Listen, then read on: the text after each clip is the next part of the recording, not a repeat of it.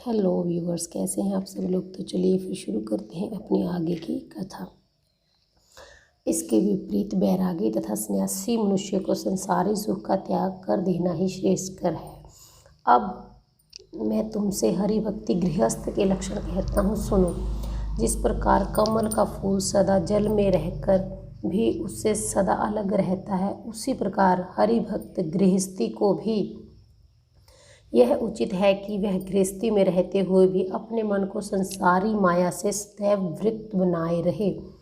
जो गृहस्थी इस प्रकार का आचरण करते हैं तथा अपने हृदय में सदैव श्री नारायण जी का ध्यान लगाए रहते हैं, वे मृत्यु के पश्चात सूर्यमंडल में होकर वैकुंठ लोक को जाते हैं। अब अज्ञानी गृहस्थों के लक्षण सुनो। हे माता, अज्ञानी गृहस्थ देवता एवं पितरों का पूजन, यज्ञ, दान, पुण्य आदि कुछ भी नहीं करते। वे श्री नारायण जी के गुणानुवाद, कथा, चरित्र, भजन, स्मरण एवं कीर्तन से कोई स्नेह नहीं रखते हैं। वे केवल अपने परिवार का पालन और इंद्रियों का सुख पहचानने में ही अपना जीवन नष्ट कर देते हैं, परंतु श्री नारायण जी की भक्ति के बिना उन्हें कुछ भी सुख प्राप्त नहीं होता है। ऐसे लोग मृत्यु के पश्चात चंद्रमंडल में होकर पितृलोक को जाते हैं। वे कुछ दिनों वहाँ रहकर फिर संसार में जन्म लेते हैं। उत्तरायण, सूर्य शुक्ल पक्ष तथा दिन में मृत्यु को प्राप्त होने वाला मनुष्य सूर्यमंडल में होकर वैकुंठ को जाता है, और दक्षिणायन, सूर्य कृष्ण पक्ष एवं रात्रि में मरने वाला मनुष्य चंद्रमंडल में होकर पितृलोक में चला जाता है। वहाँ अपने कर्मानुसार सुख भोगने के बाद उसे फिर संसार में जन्म लेना पड़ता है। पापी मनुष्य नरक में रहने के बाद 84 लाख योनियों में जन्म लेकर अनेक प्रकार के कष्ट उठाते हैं।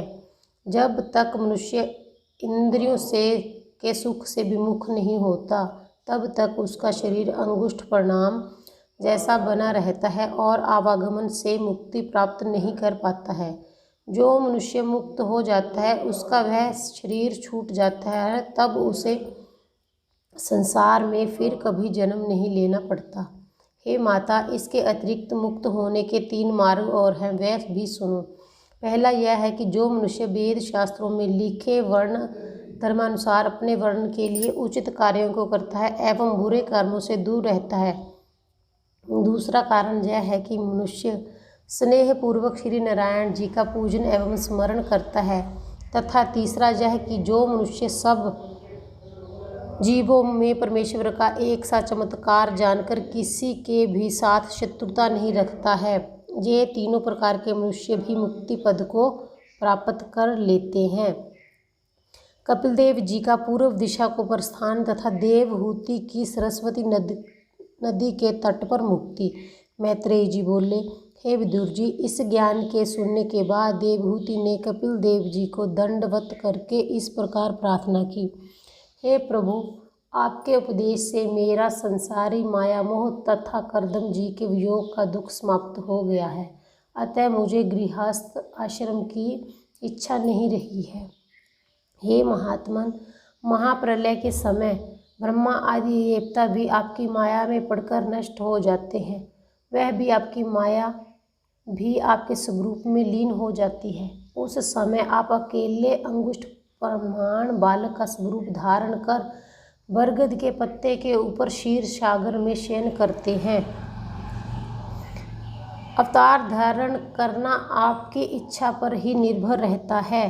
जिस प्रकार पहले आपने 12 मत्स्य, कश्यप, नरसिंह और वामन आदि अवतार धारण करके तथा अपने भक्तों को लीला दिखाकर गोलोक धाम को प्रस्थान किया था, उसी प्रकार आपने मेरे गर्भ से प्रकट होकर मुझे ज्ञान दिया है।